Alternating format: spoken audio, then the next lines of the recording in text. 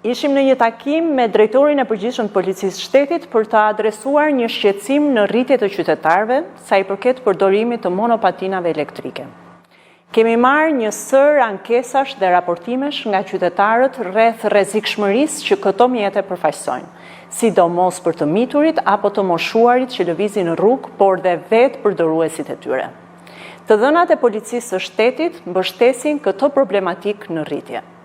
Ne kemi bërë një analizë të hollësishme në lidhje me këtë fenomen dhe kemi arritur në përfundimin që përdorimi i këtyre mjeteve po shkakton një rrezik imediat për sigurinë publike. Mjafton të përmendim faktin që vetëm gjatë vitit 2024 janë 991 raste të raportuara nga urgjencat për aksidentet me këto mjete.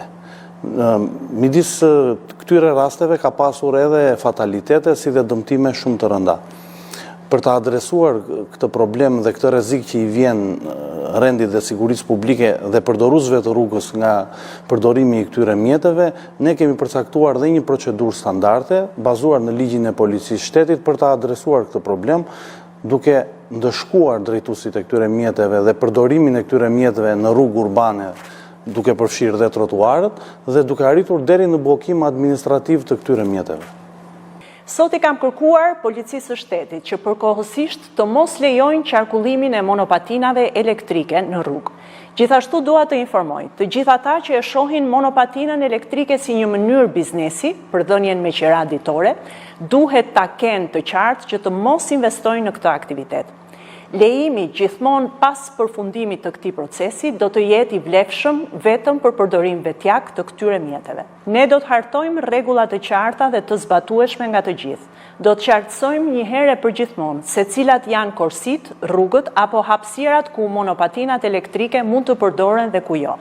Si dhe kritere për moshën e përdorimit, masat mbrojtëse si kaska, ndriçimi apo shpejtësia e lejuar.